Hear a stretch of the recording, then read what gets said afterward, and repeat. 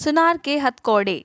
एक दिन बादशाह ने खोजा से पूछा, खोजा, क्या यह बात सच है कि कारीगर लोग मालिक की आंखों में धूल झोंककर अपना उल्लू सीधा करते हैं? लोगों में इस बारे में बराबर चर्चा सुनने में नजर आती है। खोजा बोला, जहाँ पनाह, यह तो आंखों देखी कानों सुनी बात है। जो जिस काम को करता है वह उसमें निपुण हो ही जाता है। बादशाह ने फिर पूछा, तो क्या सुनार, लोहार, दर्जी पेशे के लोग सभी चोर ही होते हैं? खोजा ने उत्तर दिया, मैं यह कैसे कह सकता हूँ जहाँपनाह कि सभी कारीगर चोर ही होते हैं, परंतु फिर भी कितनों की चोरी जग जाहिर हो चुकी है। जैसे सुनार को ही लीजिए, इनके संबंध में लोगों का यकीन है कि चाहे कोई कितनी की चौकसी ही कर ले, सुनार उनके सोने में से कुछ न कुछ माल चोरी कर ही लेते हैं। इनकी ये चालाकी की कला दुनिया भर में मशहूर है। लोग तो यहाँ तक कहते हैं कि दुनिया की बातें तो दरकिनार रहीं, सुनार तो अपनी माँ, बेटी, बहनों के जेवरातों में से भी सोने की चोरी कर लेते हैं। यदि चुराना भूल गए तो समझो उस रात उन्हें नींद ही नहीं आती। खोजा ने आगे कहा, इस तरह की एक घटना तो मेरे सामने ही घटी थी। इजाज़त हो तो वह सुना दूं? हाँ हाँ, इजाज़त है, सुनाओ, बादशाह ने कहा। जहाँपनाह, इसी शहर में बहुत पहले एक बूढ़ा सुनार रहा करता था।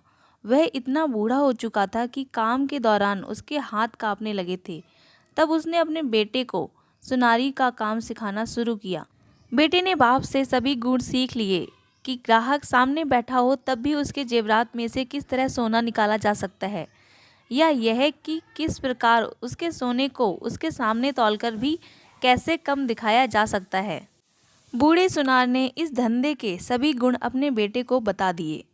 इत्तेफाक से एक दिन उसकी बेटी उसके पास आ गई। वह अपने साथ कुछ सोना लेकर आई थी और चाहती थी कि उसका भाई उसके सोने से उसके लिए कुछ आभूषण तैयार करा दे। बेटी को दूसरे सुनारों पर यकीन नहीं था। एक सुनार की बेटी होने के कारण वह जानती थी कि कहाँ कहाँ हेरा फेरी की गुंजाइश होती है। इसलिए उसने अपने भाई से अपने गहने बनवाने का फैसला कर लिया था। अपना सारा सोना तुलवाने के बाद सुनार की बेटी ने अपने पिता और भाई से कह दिया कि वह इस सोने से अमुक अमुक गहने बना दे।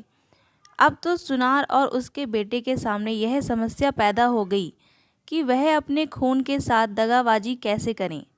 सुनार की बेटी अपने पिता और भाई के पास उसकी कार्यशाला में बैठी रहती थी, लेकिन बाप और बेटे ने संकेतों की भाषा में बोलकर अपनी बेटी को चकमा दे दिया।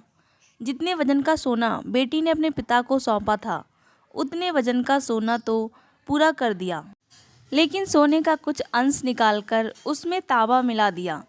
अब बेटी भी खुश और उसका पिता व भाई भी खुश। ये कहानी सुनाकर खोजा ने कहा, इसलिए मैं कहता हूँ कि लोगों के इस विश्वास में कि कारीगर कभी तौल पूरी करके नहीं देता, में कुछ तो दम है ही। तुम ठीक कहते हो खोजा, बादशाह ने कहा। ना जाने कब यह गंदी आदत छूटेगी कारीगरों की।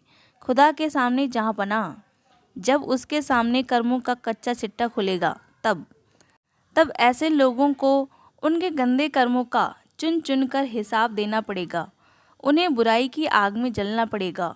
तब ऐसे लोग उसके खुदा के सामने गिड़गिड़ाएंगे, माफ़ी मांगेंगे, किंतु उनकी करनी का फल तो उन्हें हर हाल में भुगतना ही पड़ेगा। तो कैसी लगी हमारी इंटरेस्टिंग स्टोरी? ऐसे ही और स्टोरी को पढ़ने के लिए हमारे चैनल को सब्सक्राइब करें। अगर आप इस चैनल पर नए हैं और इस वीडियो को पहली बार देख रहे हैं तो अपनी राय कमेंट बॉक्स पे ज़रूर दें। धन्यवाद।